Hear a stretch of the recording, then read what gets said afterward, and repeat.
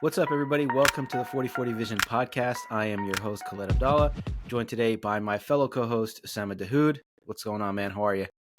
I'm doing well, man. I'm feeling very festive. I got my Draymond Green shooting with a backpack on shirt. Shout out Warriors World, ready to rock.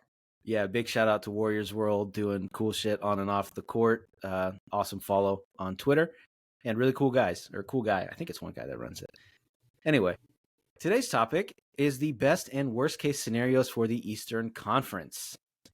The premise is simple. We're going to go down the list of the teams in the Eastern Conference, the order of which has been decided by their projected win total. So I pulled these win totals from, I believe, DraftKings or FanDuel, one of those two guys. So, don't get mad if I'm a number or a win or two off or half a game off or whatever it is. That's what I got earlier this week. So that's what we're going to go with. We're going to talk about their key additions, key losses. Osama's going to tell us what he thinks the best and worst case scenarios are going to be, and we're going to decide which of the two is more likely. So we will start with a team that was in the Eastern Conference Finals last year, and that is the Boston Celtics. Their over-under is 54.5, and last year's record was 57-25. I believe they were the 2 seed last year behind the Bucks. And their key additions, the big headliner, Jrue Holiday, the big trade from Portland by way of Milwaukee. Kristaps Porzingis was another big acquisition for them. They brought back Jaylen Brown on a contract extension and added Wenyen Gabriel. We'll just give him a shout out for that. Key losses, Marcus Smart, who was the emotional heartbeat of this team, Grant Williams, Robert Williams, Malcolm Brogdon, and Danilo Gallinari. So with those additions and losses in mind, what do you think are the best and worst case scenarios for the Celtics? Yeah, it's interesting. I mean, they probably should have gone to the finals, right? They just got beat up by that Miami team, and they lost 3 straight games, and they were punked. Even though they were on paper the better team, they played better all year. They had the best record in the East, or second best record in the East. So, yeah, I mean, the Holiday, great addition. I think their perimeter defense is going to be good. With Porzingis, they just have a really good top four. So I do like that they'll be able to score as well as they have in the past. And still a great defensive team too. Maybe they take a slight step back with Robert Williams out, but at least they'll have guys that'll be playing games. He was like rarely healthy for them. It's hard to say though how different Jrue Holiday is from Marcus Smart. Like Marcus Smart had like a lot of like, I got this, guys, Yeah. And if you remember the year the Bucks won the championship, so did Jrue Holiday. He had some like 2 for 10s, and he was like, "What the hell is this guy doing?" Both great defenders, but they could be cooked. Like Marcus Smart, the year after his Defensive Player of the Year, was totally baked last year. Jimmy Butler just told Jrue Holiday to his face, like, "I own you. I put you in my pocket. You're my son now." I mean that's different. Like Jimmy Butler was an enigma in the playoffs, but Yeah, nonetheless, that series, not even the playoffs, just that yeah, series. yeah. So nonetheless, like, okay, maybe it's a slight upgrade.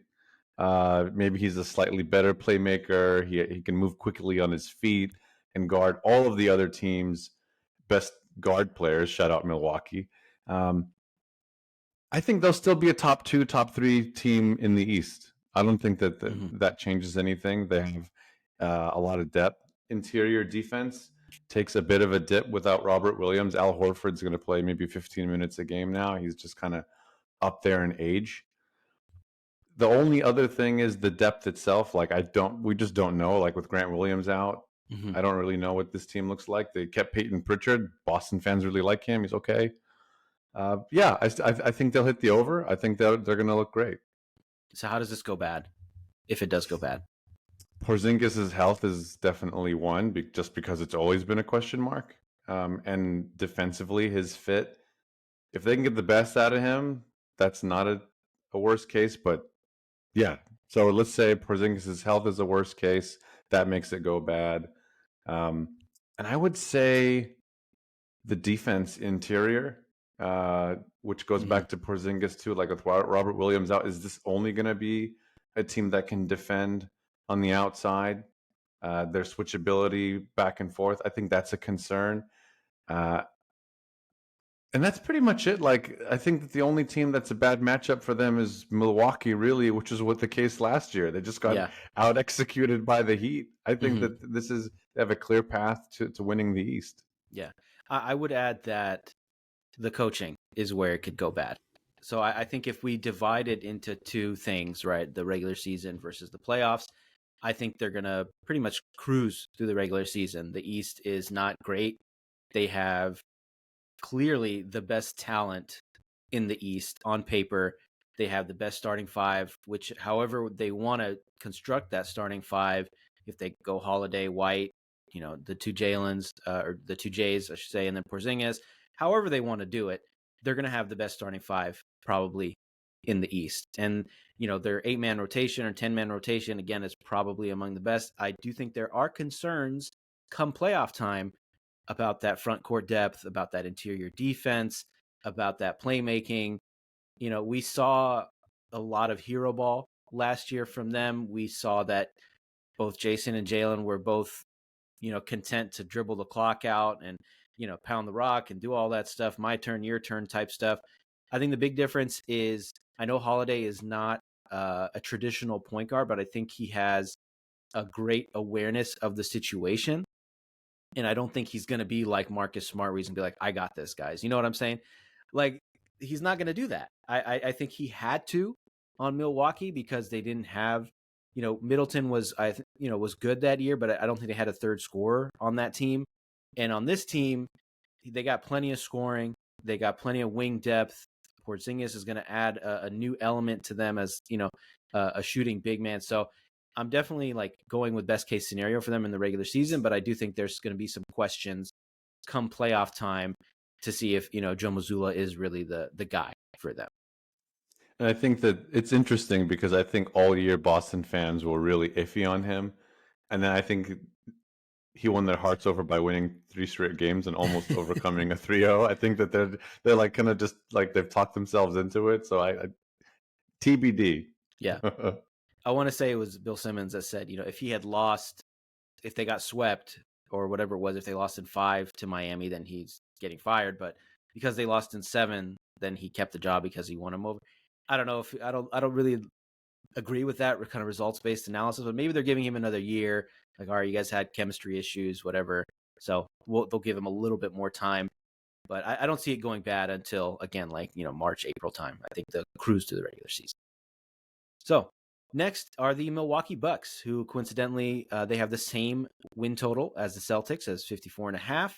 Last year, they were the 1 seed, 58-24. Their season ended in disastrous fashion as they lost in, I believe, 5 games to the 8-seeded Miami Heat.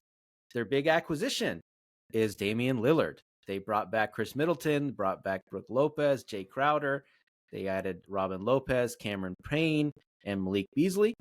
And their key losses, the aforementioned Drew Holiday, Grayson Allen, Joe Ingles, Wesley Matthews, nothing special. So not too many big losses except for Drew Holiday. So what are the best and worst case scenarios for the Bucks here? I mean, the best case scenario is they win the championship. Obviously, they have the talent to do that. They added Damian Lillard. Wow, that does a lot for your team. In terms of spacing, I mean, they're just going to have a ton of space. I think that Giannis doesn't really have to, if he doesn't want to, put his head down 11 times a game and barrel into a wall of the other team's biggest players. And I think that Dame Lillard will provide quite a luxury in late game execution, a lot of shooting options on this team still.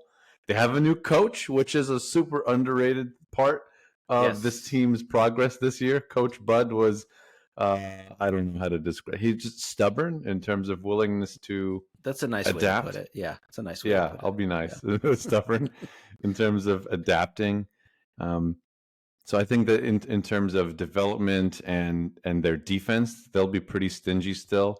For the most part, they got the best 1-2 punch or a top 1-2 punch in the league. Their depth's pretty good enough. The concern is Damian Lillard's defense. Sorry, you're probably going to ask me about worst case, but best case, yeah. All of that being said, they win the championship. So yeah, I mean, tell me the worst case. How does this go bad? Yeah, perimeter defense is a concern. Dame Lillard is untested in these scenarios in the West, where he was thwarted by Steph Curry several times. Didn't work out for him. They don't have a Drew Holiday on this team to guard the other team's best offensive player. Giannis can't do it. So I think while he's against the league's best offensive guards on a nightly basis, even in the Eastern Conference, it's going to be a big problem for him. And I think that could be something that slows them down a little bit. Chris Middleton's health is another one. He barely played last season. He didn't look right in the playoffs. I would say those are the two things. Aside from health, again, it's a two-way race with them in Boston. If you had to pick between the two, which way are you leaning at this moment in time? I'm going with the Bucks. I think that they just have a higher ceiling. I think last season was just an anomaly. This shit happens once in a while, but I don't see it happening again. And I think they have a chip on their shoulder. They're not going to go out like that. Yeah, I think the Giannis back injury combined with just Middleton not being the same guy. I want to say it was not a Fugazi 1 seed, but they weren't exactly challenged during the regular season. I mean, Giannis is an incredible regular season player. The physicality he brings. I mean, you said he's probably not going to put his head down and barrel into guys, but it's pretty effective when he does it, right? Like if he's going to be drawing fouls and doing all that stuff. So it works in the regular season. And I think the biggest thing that Dame Lillard brings to this team is just closing offense. How many times have we seen this guy just on his own win games? You know, basically shooting half court shots, taking bad shots. You know, shout out to Paul George, and just taking over games in the last 5 minutes. And then you combine that with Giannis, who is one of the most physically dominant players in the NBA. So if he has the confidence to take free throws, which I think he just lost that confidence last year, he had plenty of that during the title season. If he gains that back, combined with the spacing that Dame brings, the playmaking that Dame brings, and just the shot making that he brings, I think that's going to be the big plus. I'm not too concerned about their perimeter defense. I feel like with Dame, I think most of defense is effort, right? And if he's on a Portland team where it's like, you are our offense, you're not the, number one option. You are the offense, essentially. So we need you to score. And we don't need you to do anything but score. I think on this team, obviously Giannis can take over a game. I mean, even Brook Lopez, Chris Middleton, like he's going to have other options. So he's going to try a little bit harder on defense just because he's not going to have to work as hard on offense. Am I completely off base there? I agree with that. We're just nitpicking, right? Like how many weaknesses is this team supposed to have when they have the 2 of the 10 best offensive players in their starting lineup? Yeah, exactly. I think it's they're, aside from Boston being the best team on paper, I think Milwaukee gives them a run for their money. I do think that they, to me, are the favorite to be the 1 seed. I think Boston's going to have some other issues with fitting some of these guys in and stuff like that. I think it's just a clearer path for Milwaukee to be the 1 seed. They're my pick to represent the East in the finals. Right. So the next team is really intriguing. I was kind of surprised to see this team up here, and that is the Cleveland Cavaliers. Their projected win total or over under is 50.5. Last year they went 51-31, which I think was kind of a surprise. Their big additions are Max Strus and George Niang. They brought back Karis LeVert. They got another backup point guard in Ty Jerome, and they signed Tristan Thompson for some reason. Can't figure out why. And their big losses, quote unquote big, are Robin Lopez and Shetty Osman. So, right. So, best and worst case scenario for the Cleveland Cavs. And are you surprised that they were this high on the list? I think if you asked me before last season that, hey, this is going to be a top 3 team in the East, I would have been like, really? But I know they added Donovan Mitchell, and I think Evan Mobley is super underrated. Huge fan of his. He's just one of those franchise key players that can just do so much for your team defensively. He can space the floor. Just an incredible player. So I think best case, I mean, they can get to the second round of the playoffs like last year. Maybe the conference finals is probably their best case. Like that's the highest they could go if they get the best out of Donovan Mitchell in the postseason. It was the way they went out was really disappointing. So I think that with all this incredible young talent, there is definitely a margin to get better, especially in the postseason. Defensively, they were pretty Mm-hmm. stingy during the regular season too. The rim protection with Jared Allen and Evan Mobley is really good. They added Max Strus, great shooting options with him and George Niang. So I like the team. I think that they can get close to, if not hit that over the East. Aside from these like top 3, 4, 5 teams, there's Mm-hmm. not much else there. I think that for me the key is Mitchell. Mitchell is on it, makes everyone better. This Mm-hmm. team can really make a run at least towards the top 3 again in the East. Yeah, they got exposed a bit in the playoffs. This, too big rotation or too big lineup they had with Mobley and Allen.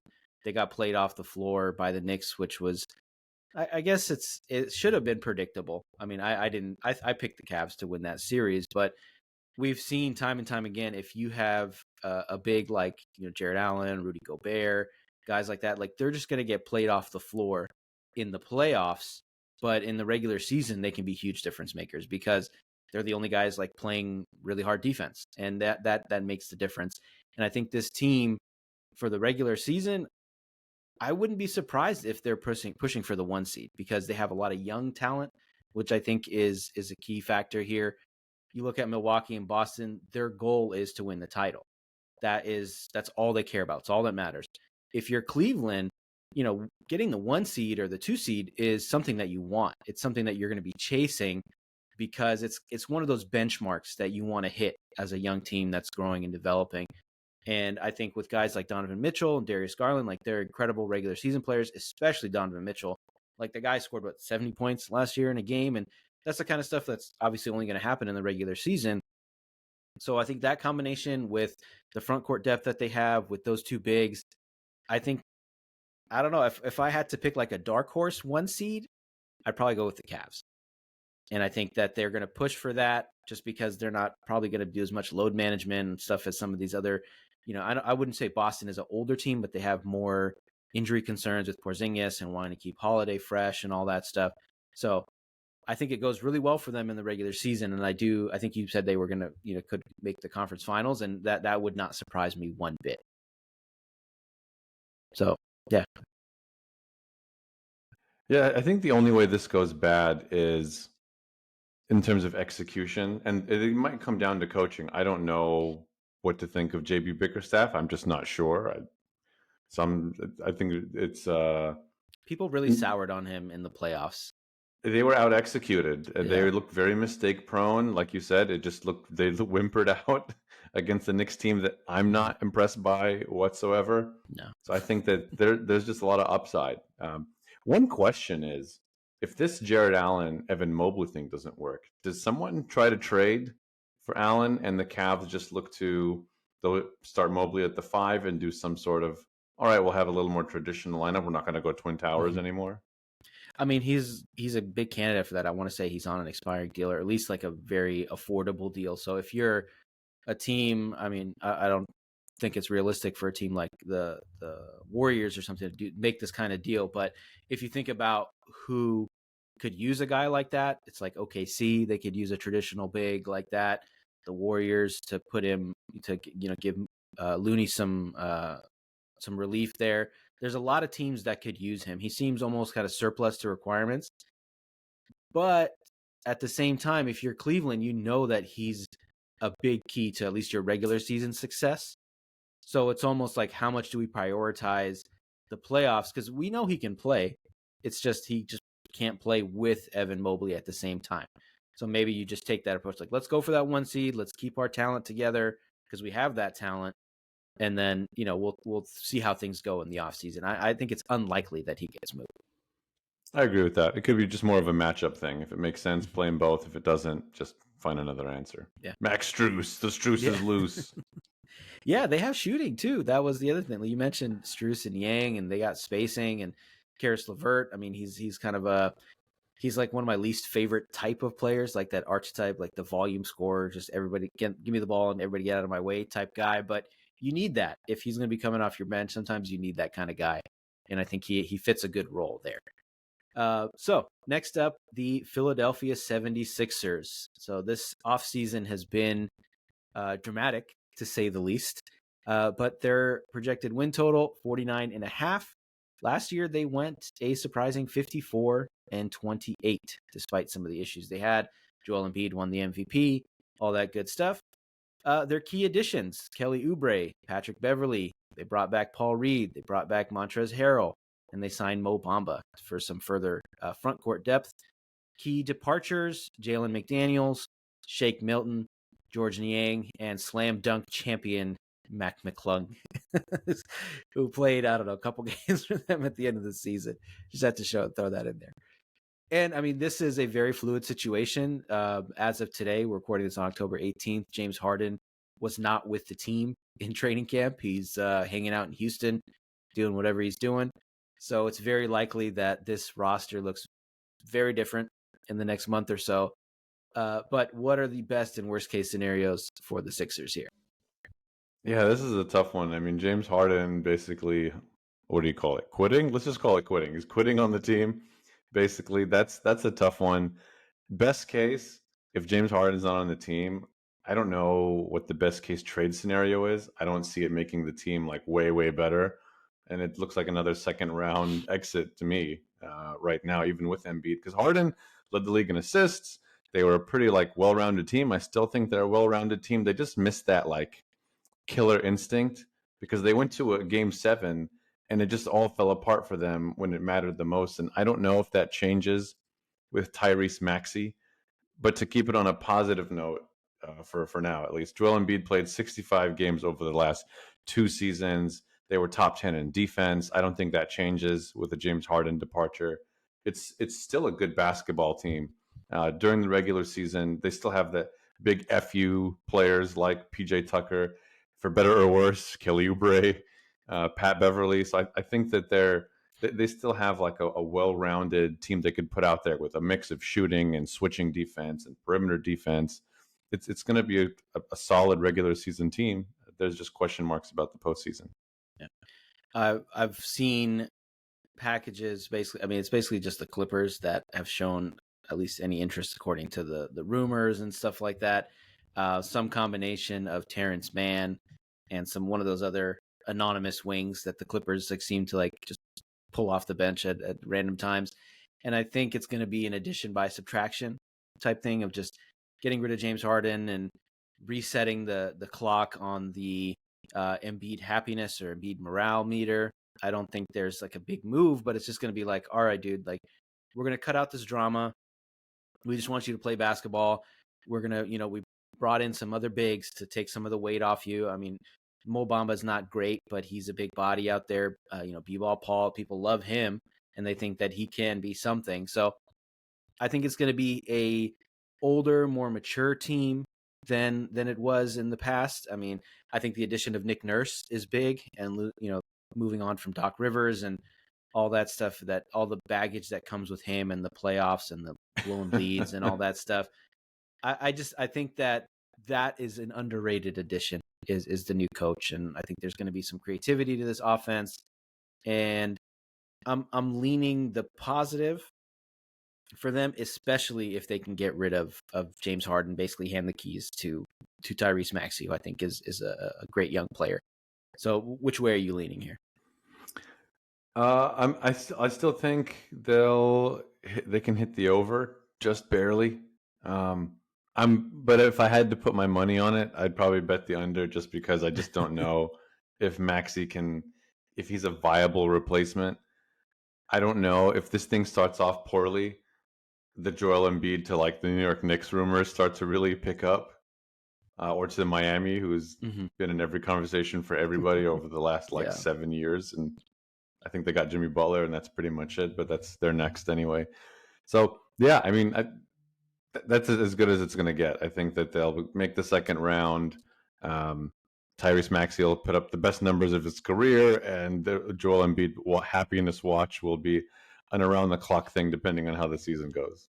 Yeah, it was Giannis the past couple of years on like The Jump or whatever these daily NBA shows. Where's Giannis going to go next year?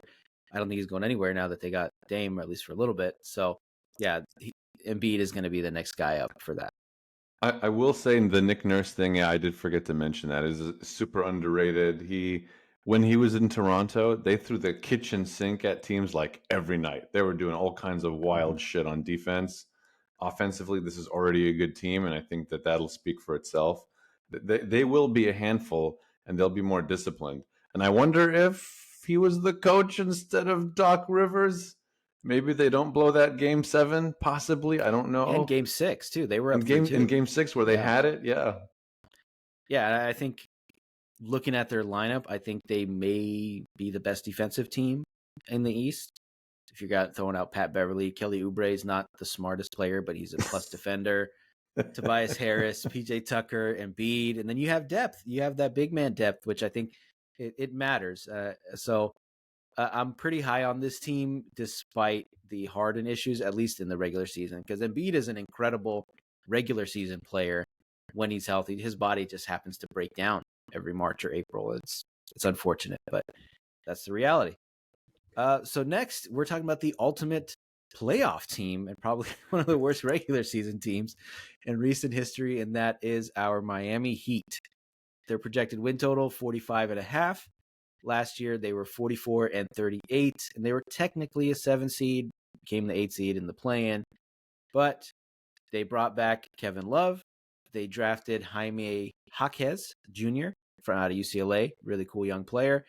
They signed Josh Richardson, Thomas Bryant, brought back a bunch of other guys. They're probably cloning some G League All-Stars, under the arena somewhere. Have you heard about Jamal Cain? Apparently he's an incredible young player. He's, some anonymous guy. He's like the next Gabe Vincent, Max Strus type guy. And speaking of those guys, their key departures, Max Strus, of course, Gabe Vincent. They lose Oladipo, who was hurt anyway, Cody Zeller, and Omer Yurtseven. So there's a lot going on with this team. They lose out on the Dame Lillard sweepstakes. There's a lot of question marks about them. What are the best and worst case scenarios for this team? This is tough because every year they manage. You've said that for every East team, just to let you. Yeah, well, these like top teams are a little less predictable, I would say, in terms of like the overall outcome. I mean, look, I liked Miami going into last season. They were the 1 seed. They were the best shooting team in the league. So I think what makes this one difficult, and by the way, they were a shot away from going to the finals that other season, right? The one where the Celtics went. So yeah, I mean, going into last season, I was like, yeah, they run it back. That's a great team. They didn't get better. I wasn't excited that they didn't get better, but and it showed, by the way. They were the 25th ranked offense in basketball. They were a terrible shooting team. They regressed like ridiculously. They were still a top 10 defense. So, I mean, that's not going anywhere because this is a really disciplined team. They're going to maximize the talent they have. Like you said, they added a bunch of G League guys. Even though they didn't get Dame, I think that's going to make them even more of like a dangerous bleep you team throughout the season. Butler and Bam are an excellent duo. Jaime Jaquez, I haven't gotten the pronunciation down. Yeah. Jaquez. I think so. I mean, interesting prospect. Like he's good at a lot of the things Miami Heat players do. He can get to the line. He uses ball fakes. He can be a knockdown shooter from outside. He's got a bit of an old man game. The way he gets open. So yeah, I've heard him described. I was gonna say I've heard him described as a Latino Jimmy Butler. So yeah, well, Rick Fox was kind of like that, like just crafty. He's a crafty vet at 19 years old or something like that already. So best case, look, I'm not talking about finals again. It's not possible. I think they look better throughout the year, and I think they're in that like second round exit. Just they didn't get better, so I can't give them conference finals or finals, even though last year was an impressive display of basketball execution. I see them treading water as I think they're going to be just above the play-in mark because they did lose some key pieces, but I trust their talent development, more than anybody in the NBA. I think we'll see more from Jovic, not Jokic.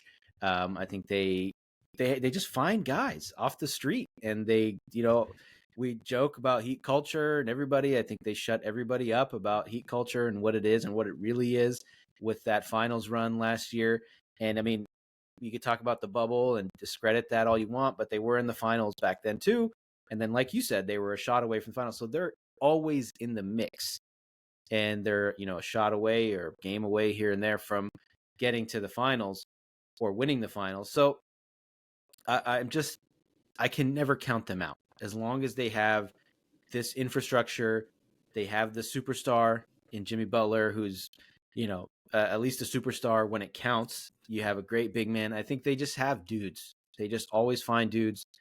I think the talent is going to keep them from being like a top 4 seed, but I do think that they're going to take the regular season a little bit more seriously this year, and they're going to work some of these younger guys into that rotation. I think they're going to be like just above the play-in mark. What do you think? Yes, I think so. I think that as long as Jimmy Butler plays over 55 games, Kyle Lowry, they only got like 50 games from him or something last year, and he's their only like good point guard. So I think that they are hinging a lot on these guys being healthy. As long as they could summon the magic to be as fairly good as they were last year, I agree. They could stay out of the play-in as the what is it? The 6th seed is out of the Yeah. play-in. I think that's about where they'll be at. Okay, next up, the New York Knicks. Their projected win total 45.5 or over under. Last year they were 47-35. Key additions: they signed Dante DiVincenzo from the Warriors. They brought back Josh Hart. Signed a couple of guys. They signed Obi Toppin's brother, Jacob Toppin, and their key departures: Obi Toppin and Derrick Rose. So not massive losses. This is a team that's pretty much intact from last year. They just added a couple pieces around the edges. What do you think happens with this team? Give me their best and worst case scenarios. I think best case, it's the very best they can get to again is the second round. I think this one's not tough. I'm going to say this is not a tough one to talk about here. They added a nice piece in Dante DiVincenzo. They kept Josh Hart, who was, I believe, they traded for in the middle of the season. Yep. I think defensively, it's surprising. You look at the numbers; they were the 3rd best offense in basketball in terms of rating, and they were 19th in defense, which is again surprising for like a Tom Thibodeau team. Yeah, for sure. So I think they overachieved a lot offensively. 3rd offensively in the league sounds quite jarring. I think that they got the best out of Jalen Brunson, and I think he just had a chip on his shoulders, being like, "Well, this is going to be the guy," and I think he really showed out for that. So I think that's their best case again is maybe the second round. They should have lost in the first round. I think just Cavs are a bunch of silly bitches, I think is what happened there. I would say the questions are like they didn't get better. I don't think. You look at these additions; they're a bunch of free agents. They didn't have a draft pick. Offensively, their schemes are a concern. It lacks imagination. The Tom Thibodeau offense doesn't seem to have much ball movement. It's Julius Randle, do your thing, save the day, and that's not going to happen. I think he's a blocker on this team's ceiling until they find someone else who can be a primary or secondary scoring option. This is as good as they're going to get. Mm-hmm. You hit the nail on the head there about Julius Randle. I just think you could say blocker, ceiling, whatever. They're going to go as far as he will take them, and that's not very far. I'm not high on him as a player. I think he's just too ball dominant. He becomes a black hole on offense at times, and I don't think he's good enough to justify that. I think at some point in this season, the Knicks are going to have to decide, is this Jalen Brunson's team or is this Julius Randle's? And I think there was a lot of push and pull there. And in the playoffs, when it came down to it, Julius Randle took it. He's like, this is mine. This is my team. I'm going to take the shots. You talk about Marcus Smart saying, I got this. Julius Randle was doing exactly that. And I think he was doing it on a bum ankle or a bum foot. So it was even worse, So I see them more as a play-in team. They have some nice pieces. I think unless there's a move that they make, I think like you said, they overachieved last year. I think they're going to get closer to like the 40 win mark this year. I don't see them going over that 45.5.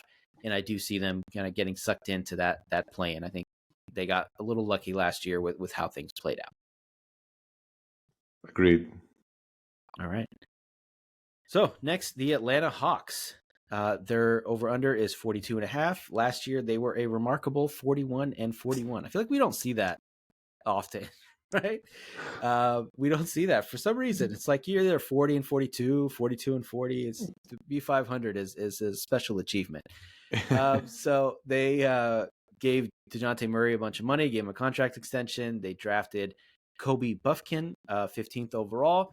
They signed Patty Mills, or traded for Patty Mills, and signed Wesley Matthews. And their big departure was John Collins, who they traded for like a bag of peanuts to the Jazz. I think it was Rudy Gay and some other stuff, just basically for nothing. They kind of gave him away. So how do you see things going for this team? What's their best and worst case scenario for the Hawks?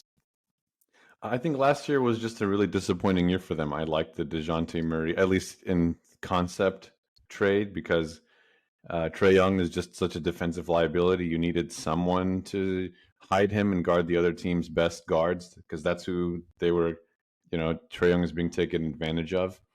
I mean, best case, they make the playoffs and they do well. I think they lost in the play-in, right? So, or no, they Philly? They ended up being the 7 seed. They lost to Boston. Or was it in the first Boston? round. Man, my memory's killing me. I think that I think a full season with Quinn Snyder should really improve just everything across the board: the execution, their defense.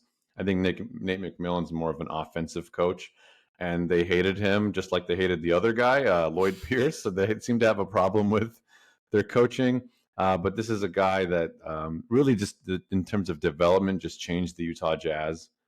So I do expect Trae Young to do a lot of different things. I expect him to just look a lot more efficient this year, to some degree, because he's a bit of a volume guy. I like Okongwu. I think his impact will be significant.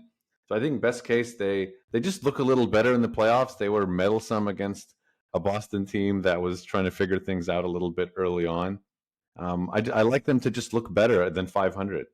That's mm-hmm. Offensively, they were decent. They were top 10. Defensively, I think, is where there's a lot to be desired there. Yeah, and they beat the Heat in the play-in game to get that 7 seed. So that's crazy. Yeah, right? Who would have thought?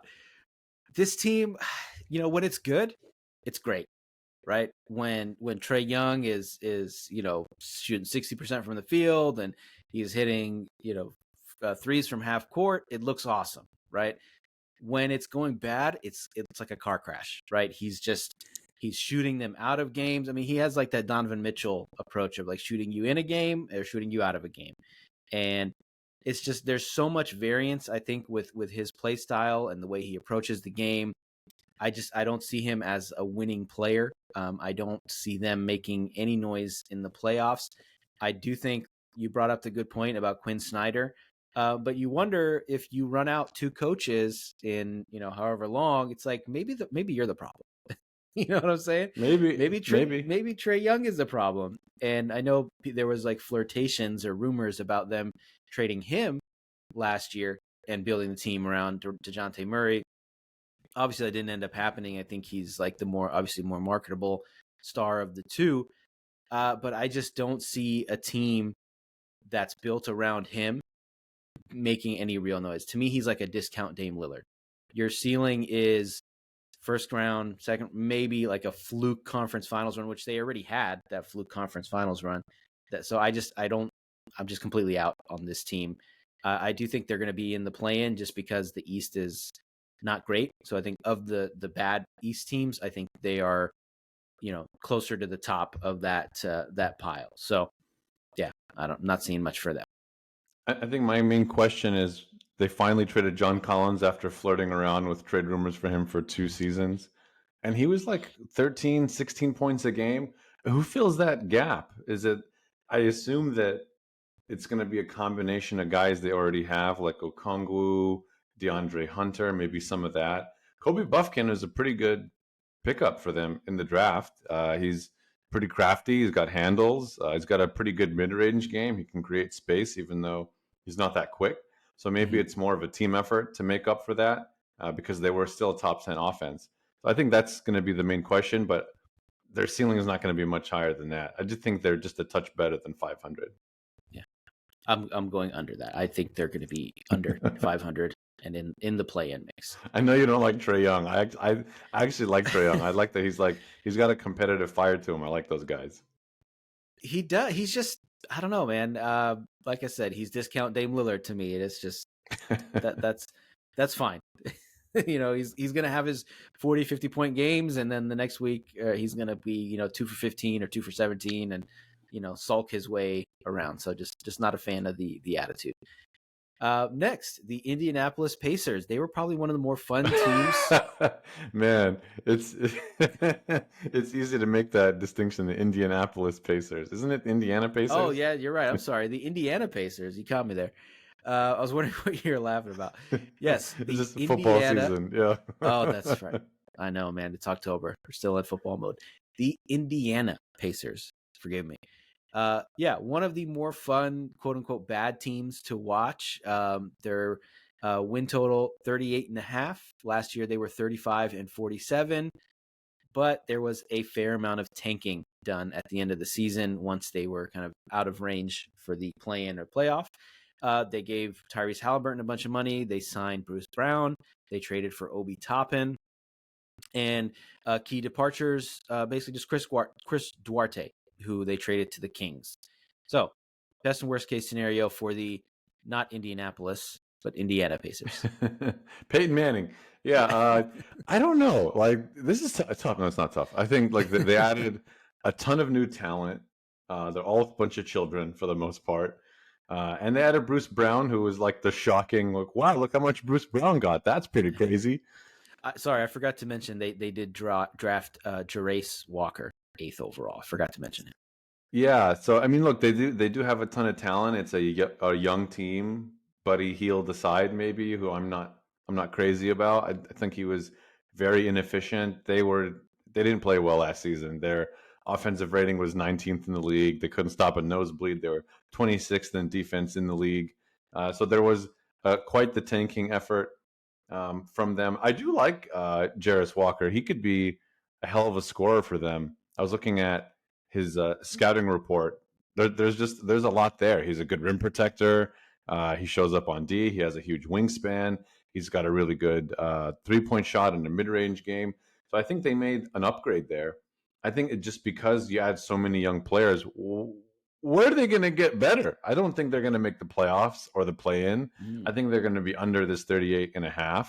They're still developing all these rookie additions. I mean, for F's sake, are they going to trade Miles Turner or not? I feel like it's been 5 years of Miles Turner rumors. I just don't know what this organization is going for. They just are acquiring young guys and like, oh, something will stick and we'll eventually be good after 6 years of picking up young people. But that's all I could. That's it for them. It's not really that complicated. It's not a good team yet. I don't know, man. I think this is one where we really disagree. I think they are going to be definitely in the mix for the play-in. I think they're going to be in the top half of that play-in. I think they'll be pushing for that 6-7 seed. I love this team. I look at the roster. I love Tyrese Halliburton. I think he is elite. I think the Bruce Brown signing is huge for them. I'm not a fan of Buddy Hield. I think he is on his way out, but they have talent. I think Obi Toppin is a good backup big. I love what's his name, Andrew Nembhard. He was excellent last year for them, in spot starts. And I think they're finally going to decide, like, all right, we want to win.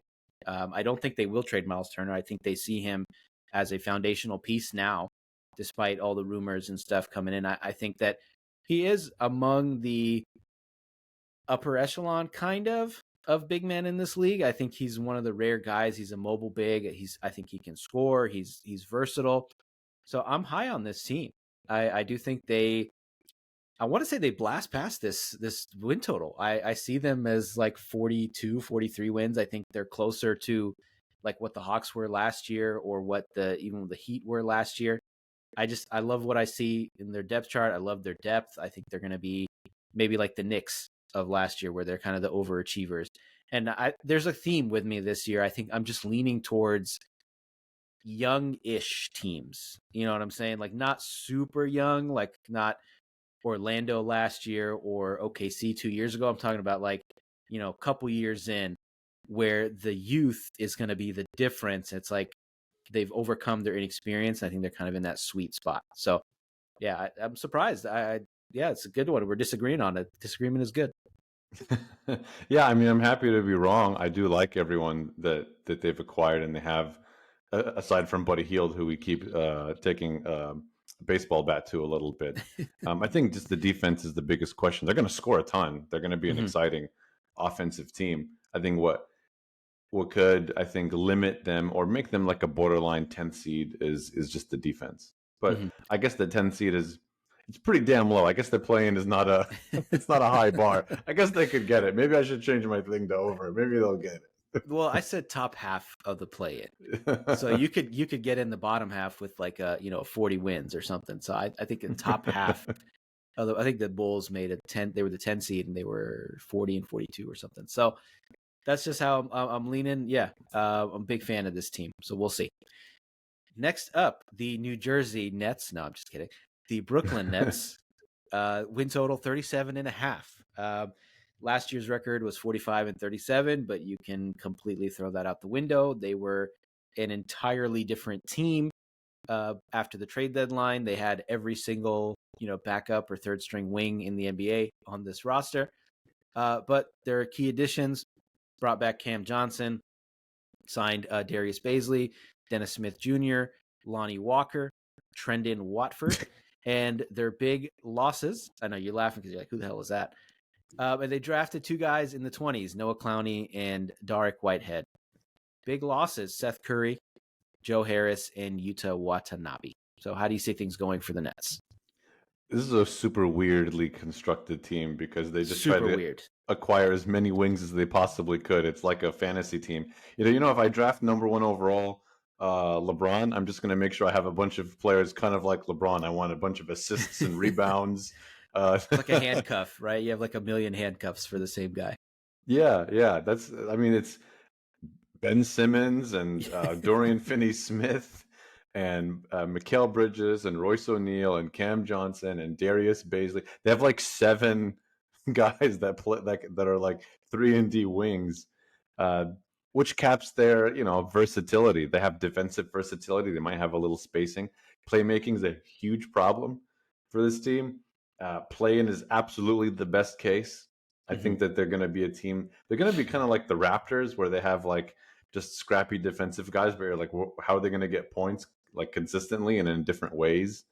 Rebounding is going to be a bit of an issue. Yeah, I don't know. There's just a bunch of guys acquired via trade. I Mm-hmm. would say the biggest question mark is Ben Simmons over his like PTSD from missing a layup 3 years ago or not? Like, is this guy going to play basketball? All like the pressure of playing with Katie and Kyrie is gone. Like, is this guy going to Mm-hmm. play or not? I think that's the big question mark. Yeah. I've decided this summer or whatever this fall is I am completely out on the hypotheticals. I'm done with, on the West pod, I talked to Salman. I'm done with if Kyrie sticks around and gets his head on straight when it comes to basketball. I'm out on if Zion shows maturity and is healthy, then such and such, this and this will happen. I'm completely out on that. So throw Ben Simmons in there. I'm completely out on if Ben Simmons gets over whatever issues he was dealing with. I think he is who he is now, which is a bit part NBA player. And I'm spending too much time talking about him at this point when it comes to this team. I think the point that you brought up about consistency is huge for this team because there's a bunch of guys on this team where you could see they could score 40, 50 points on a given night. Spencer Dinwiddie could do that. Mikal Bridges could do that. Cam Thomas could do that. Lonnie Walker went crazy in the playoffs for 2 games and then disappeared. Cam Johnson, all these guys, it's the same thing. They can give you 40, but they can also give you 4. And they're just super weird. I think they're like an assets team at this point. I made the same comparison on the other pod with the Utah Jazz. Like they are an assets team. They're kind of all in the shop window. It's like, hey, come, what do you think about Ben Simmons? Oh, this Lonnie Walker fellow seems nice. So what about, I think they signed Cam Johnson, but I want to say the only 2 guys that are untouchable are Bridges, maybe Cam Johnson, maybe throw Nick Claxton in there. I feel like everybody else is, available for trade or, so they're open for business. And I think that they'll be kind of in the back half of that play-in unless they make some massive trade, which I think the team is probably like they have a lot of fatigue from doing like that superstar trade, so I can't see them doing that. So I love this version of you that's like not taking shit. You're like Mark Wahlberg in The Departed. Like you think you're a cop, but you're not. You're not a cop. Like that's you're like doubling down. Like it's not. You either are or you're not a cop. That's it. I'm tired of it. Honestly, there's too much of this, well, what if Kawhi Leonard and Paul George are healthy? That's not probably happening. You You know, don't need to hypothetical that one. well, I'm saying you can throw it in that same pile. You can throw it in the pile with Zion and his maturity and his weight, with, all that stuff. I'm just, I His love Kyrie. weight. Well, it's true, right? He hasn't been in shape in 4 years. Yeah. You could throw John Moran in there. What if he stops, playing with guns and on Instagram Live? You can throw Kyrie. What if he decides to be happy? Just all these what ifs. I'm just like, I'm completely out on that. I'm not going to entertain them. I'm just like, I'm done. I'm going to go with as close to, there's no such thing as absolutes here, but I'm going to go with what I have like some concrete evidence of. And, for Ben Simmons, until he shows me otherwise, he is who he is at this point. And he's a backup. He's, just going to be running around out there doing a lot of cardio, maybe playing some good defense here and there. But I don't see him as an impact player. And the rest of the team is just kind of, again, they're just all in the shop window waiting for someone to come pluck them, some contender that needs a wing. And I thought more teams would do that last year, but I guess it just happened too close to the trade deadline for them to make that happen. But yeah, I could see it happening a lot this year, especially as like some injuries pile up and stuff. I think a lot of these guys are going to get moved. We shall see. Hypotheticals. Let's see. That's my least favorite. We'll see. Yeah, right. It's just like a cop out. Like, oh, I think the Bulls are going to win the championship, but we'll see. Like, come on. Speaking of, the Chicago Bulls. They have the same projected win total or over under as the New Jersey Brooklyn Nets, 37.5. Last year they were 40-42. They barely made the play-in game. A lot of their fans did not want them to make the play-in game, but they gave Nikola Vucevic a contract extension. They signed Javon Carter, Torrey Craig. They re-signed Kobe White, Ayo Dosunmu, and they drafted Julian Phillips 35th overall. They lost out on Patrick Beverley and Derrick Jones Jr. So, how do you see things going with the Bulls? An interesting team because last year they were like top 5 in defensive rating, which was like really surprising. They had a bunch of magical DeMar DeRozan moments where he was like hitting big shots. I don't like this team. Is that bad? I don't like this. I don't know what they're doing. Is like the problem. You know what? I think the fans feel the same way. Everyone in Chicago doesn't like this team either. So, yeah, you're not alone. I know you have a lot of Bulls fans in your life. One of my best friends is a Bulls fan, and I just have little faith in the direction of the team. When things are clicking, they are an exciting offensive team. Like Zach LaVine is, a really exciting offensive player. DeRozan's a vet. Vucevic has his moments.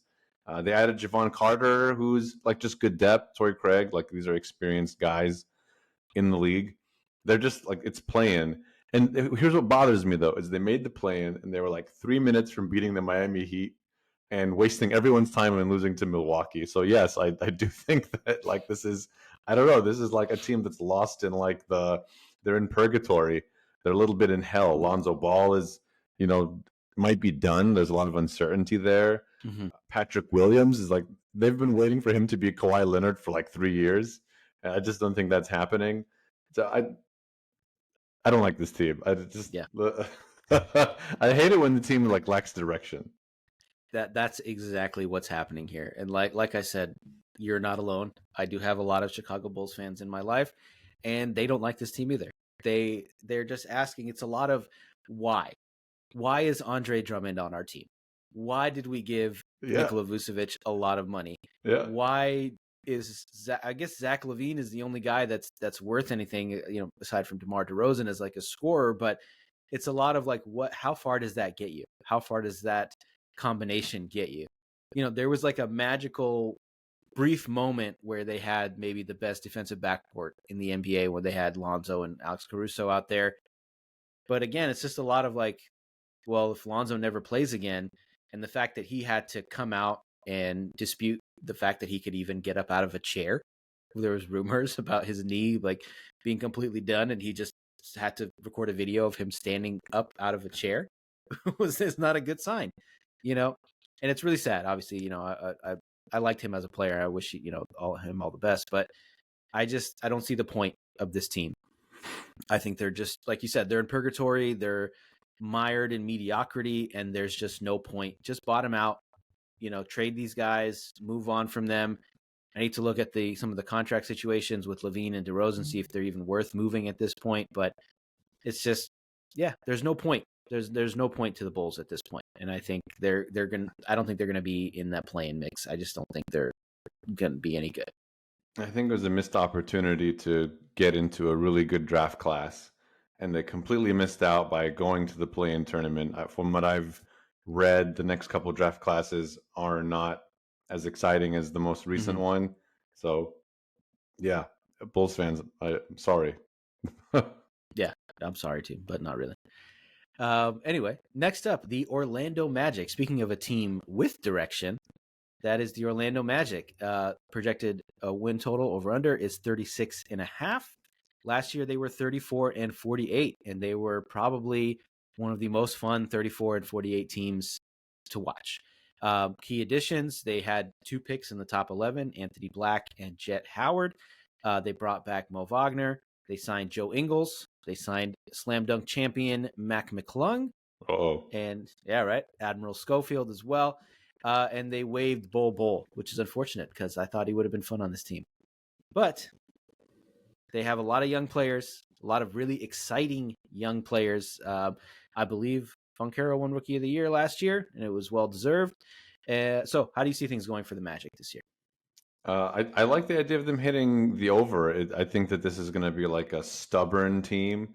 They already did pretty well last year with the limited experience that they had. They're one of the younger teams in the league. I think the only thing that skews their average age is Joe Ingles and Gary Harris at 9 years apiece. But otherwise, it's a bunch of children on the team. And I like that. Oklahoma City and Orlando are teams that have a lot of interesting talent. Anthony Black is a good player. Like, he's got Josh Giddey comparisons, and that's right up there with 2 exciting players in the league. Jet Howard is, I don't know how high his ceiling goes. He's not a freak athlete or anything like that, but he's been coached up his whole life. He's going to be very composed, catch and shoot situations. Juwan Howard's son, right? Yes, Juwan Howard's son. So I think that he will be like very composed, catch and shoot situations. Like, that's going to be really, really key for them if they can retain him and develop him. I like Markelle Fultz. I love a good comeback story. He after Philly tried to ruin him, he came back and he did fine in Orlando. Cole Anthony comes from a basketball family, and he's got a lot of bleep you to him. He's not exactly like an efficient player, but I love the passion there. So I think this team's upside. Like, they didn't make the play-in. They could flirt with it. I think like they were just outside of it, and they have a lot of interesting young guys that are going to make some noise. They finally got like an adult in the locker room with Joe Ingles, who's going to give them that Aussie honesty. So yeah, I like that. Yeah, I'm leaning. I think they're going to be comfortably in the play-in. Not saying much, but I think they'll be closer to the 6th than the 10 seed. I'll say that. Everything that you said about young team on the come up, everything's great. I mean, the OKC comparison is very apt. I think the difference is OKC has the guy. OKC has Shea or SGA, whatever you want to call him, and he's first team All NBA. Some people didn't like that, whatever. He is a top 10 guy, and he is the guy at the end of games for them. So I think it's dependent. Their success, their ceiling is whether it's Franz or Paolo, that become the guy. But I think both of them have the tools to do that. I'll probably lean more Paolo because of the deep offensive bag that he possesses. So I think he has potential to take that leap. I'm not saying All NBA or anything like that, but I do think he can be an all-star this year in a weakened Eastern Conference. So I think they quite easily make the play-in. So I think that pretty good ceiling on this team. I think there's just a bit of a lack of experience. They're maybe another year or two away. It's a top-heavy East, so they just have a lot of opportunity to show something. Mm-hmm. Okay, next up, the Toronto Raptors. They brought back Jakob Poeltl. They drafted the guy with the best name in the draft, Grady Dick, and they signed Dennis Schroeder. Yeah, number one Dick. It says on the back of his jersey. So probably the top seller in Canada right now. And they signed Dennis Schroeder and Jalen McDaniels. They lose out on Fred VanVleet, and that's really about it. And of course, Nick Nurse is a key departure for them as well, who is, of course, a championship-winning coach. So, how do you see things going for them? Oh, I'm sorry, and they were 41-41 last year. Yeah, it'd be interesting to see their approach with a new coach. Defensively, I think they have the opportunity to still be really stingy. They just have a lot of length. Grady Dick, his scouting report, solid shooter, like just a really, really gifted shooter. So I think that will make things interesting with the departure of Fred VanVleet, who was, I think, their best shooter on the team. So even though he was a bit on the inefficient side, great addition. He didn't shoot great last year, but I think in general, a pretty good shooter. Yeah. So great addition. This is just another one of those. I think from this point on, aside from a couple of teams, there's like, hey, maybe we can get the 10th seed and flirt with the play-in. But with Nick Nurse, he got the best out of them every night. I don't know if they can have as much consistency as they had. 41 wins was probably sounds about right. Like, it's like if you told me the Raptors won 41 games, oh, okay. Like, yeah. I think their 36.5 is close. Like, if you bet the under, it sounds reasonable. If you bet the over, it's like, how much over really can they get, if not on the nose? And their best players are always in trade talks. Like OG Anunoby and Pascal Siakam are on the trading block, and their GM is notorious right now for saying, I won't give them to you unless you give me 11 first-round picks. So we'll see what happens there. When I look at this, especially the starting five, it's curious that there's 36.5. I wonder how much that win total has to do with the prediction that one of those guys is going to get traded at some point. Because, I mean, their starting five is Dennis Schroeder, Scotty Barnes, Anunoby, Siakam, and Poeltl. Like, that's a pretty good starting five, depending on how you feel about Scotty Barnes. I think it's a better starting five than maybe Orlando's, some of the other teams that are right in front of them. Maybe the depth is the question mark, but I think some of this win total buzz or whatever is, I think, because they're expecting to trade one of these guys away. So I can see them again. I see them outside the play-in just because I expect one of these guys to finally get moved. I was talking to Ricky G, and he was saying that Masai's not trading anybody, and it was kind of funny how he was saying it, but he's like you said, he's notorious for asking for everything in exchange for one of these guys, and I think maybe he's finally going to make that trade this year, and I think that's why I see them as a rebuilding team who's finally going to sell off some of these assets. Yeah. All right. Next up, the Charlotte Hornets. Over under 31.5. Last year they were 27-55. I want to spend as little amount of time speaking on this team. I just don't like this team. I don't like anything involved with them, thanks to Miles Bridges. But key additions, they brought back Miles Bridges, who is going to be serving some suspension. They gave LaMelo Ball a big contract.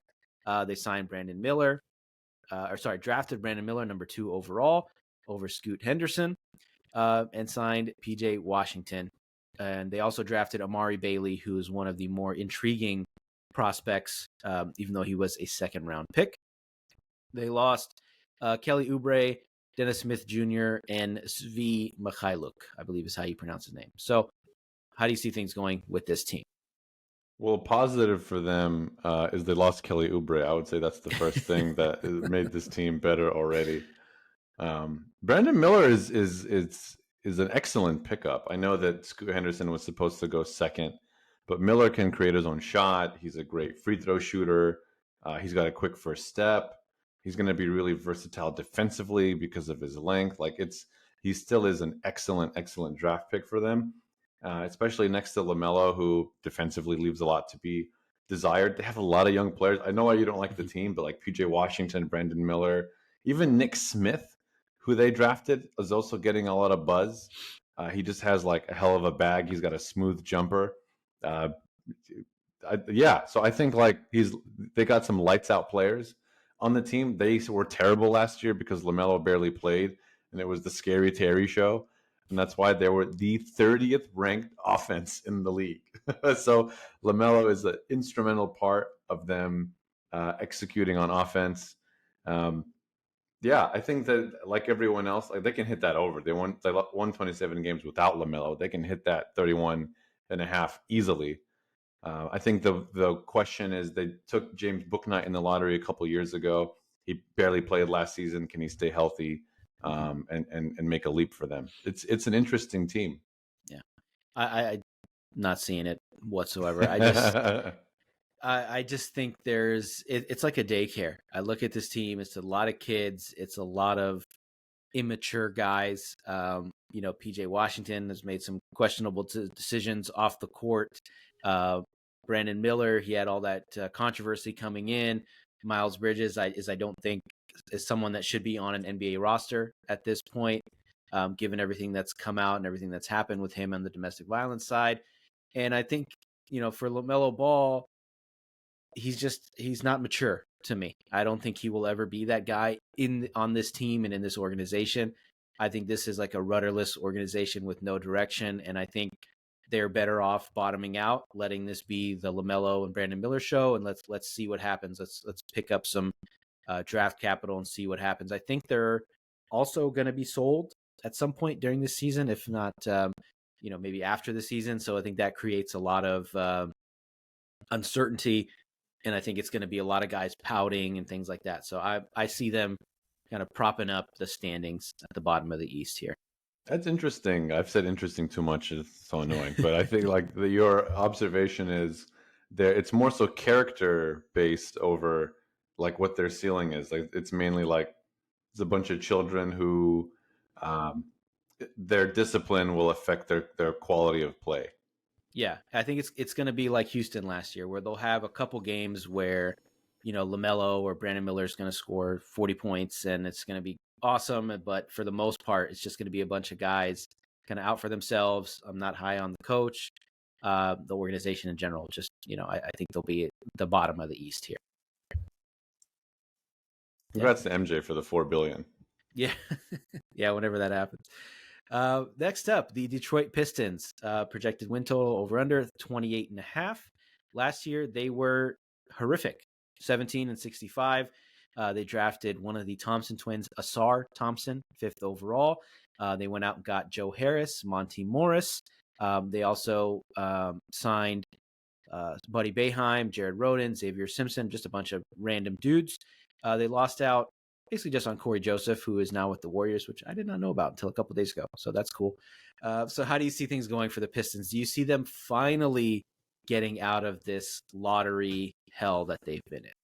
It really sucks for them, right? Because they lost 65 games and did not get Wemby.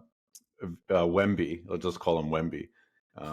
But they didn't have Cade Cunningham for most of the season. They're one of the youngest teams in the league. I like this Thompson twin. I think that some are saying that the Rockets' brother is a little bit better, but he's shown promise as an outside shooter. I think that in terms of defensive ability, he's got a lot of upside, which I think this team needs. Cade isn't exactly a defensive lockdown type of player, so I think that part will make them. It's another development year at the end of the day. They added Joe Harris and Monte Morris, which I think is fine. They have a wealth of bigs, probably too many bigs. They'll be like big by committee with like James Wiseman and Marvin Bagley and et cetera. So it'll be interesting to see if they end up trading James Wiseman. Maybe they'll trade him back to Golden State, which would be funny. They'll just pull like a Gary Payton and just get someone they already had. So yeah, they'll get close to that. But I still think they'll hit the under just because it's a lot of uncertainty. It's a young team. Yeah. Yeah, I think I've heard that James Wiseman might be released at some point, which would be so maybe he does end up on the Warriors that way. They have beef stew Isaiah Stewart, probably the best nickname in the NBA. Yeah, I do see them finally starting to compete and not contend by any means, but I do see them in like the mid 20s. Like, okay, let's finally like try to win at this point. So yeah, I'm seeing them, probably in the mid 20s. I don't see them hitting that 28 and a half or 30, whatever it is. But I do see them at least, being a little more fun to watch. And the last team, which was kind of interesting, I was surprised to see these guys propping up the standings here, is the Washington Wizards. Projected over under win total is 24 and a half. Last year they were 35 and 47, but this is a completely different team. So they brought back Kyle Kuzma, traded for Jordan Poole, drafted Bilal Coulibaly, 7th overall, went out and got Tyus Jones via trade, Landry Shamet, Mike Muscala, Danilo Gallinari, Patrick Baldwin, Taj Gibson. I could go on for 5-6 more names, but this is an entirely new team. And of course, their big losses: Bradley Beal, Kristaps Porzingis, Monty Morris, Jordan Goodwin, and I guess Chris Paul. He was on the team for like half a second. Not really a loss or an addition, but anyway. Were you surprised that the Wizards had the lowest projected win total here like I was?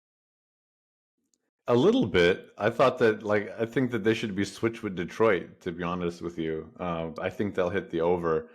Um, this team is weird. It's really weird. Very weird. Yeah, they're not going to play defense. Despite all of these players, they don't have any like all-star level talent. I'll take that back. Bilal Coulibaly has the potential to be awesome. Like he's like an excellent defender. He has an all defense potential. He's a great cutter to the rim. He's going to be creative offensively. He's a good slasher and cutter. But this team in general, with Coulibaly, while he's kind of developing, just has a bunch of random experienced guys. Yeah. Playmaking is going to be so volatile. Like it's going to be individual shot making.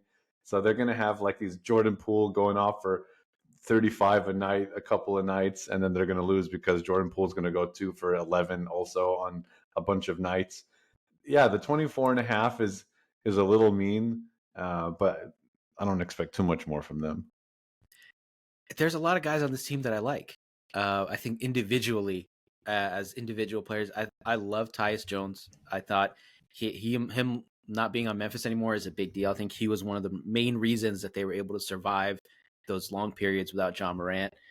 So him being on this team, I think he brings like a actual point guard presence to this team. I don't think he's listed as a starter right now, but maybe he's just running that second unit. But I like Jordan Poole as a scorer. I like Corey Kispert. I like Kyle Kuzma as a player. Maybe that's about it. We saw flashes from Patrick Baldwin Jr. I think we're maybe a little biased as Warriors fans because we hope that he would become something. But there's a lot of guys that you're just like, oh, he's on this team? That's interesting.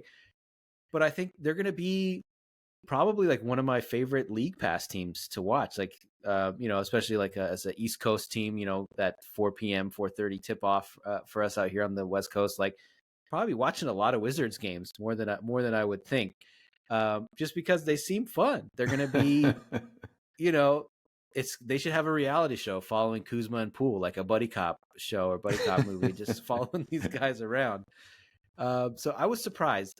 I think they're going to be closer to like 30 points. I think they have a lot of offensive firepower. They probably can't stop anybody, but I think, they'll catch the right team on a back-to-back or on a, Tuesday night or whatever. And or the fourth of a 5th game road trip and just kick the shit out of somebody because Jordan Poole, like you said, goes off for 30 and Kuzma throws in 25. And yeah, so I'm excited to watch this team. I don't think they'll be in the play-in, but I do see them in like the 30-35 win range.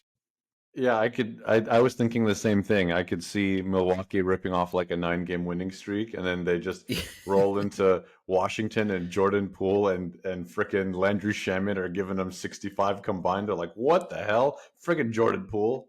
Yeah, Landry Shamet goes like, 4 for 5 from 3, and Patrick Baldwin becomes something. I don't know. I'm excited to watch this team just from a pure like basketball curiosity perspective.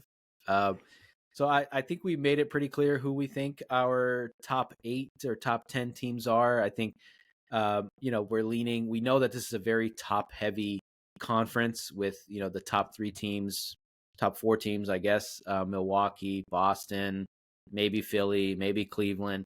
There's a lot of questions. There's like that elite tier, Boston, Milwaukee, and then everybody else. And then, that tier of just a bunch of teams that we know are going to be in the top, top 5 picks, but we'll see, right? To use your favorite word.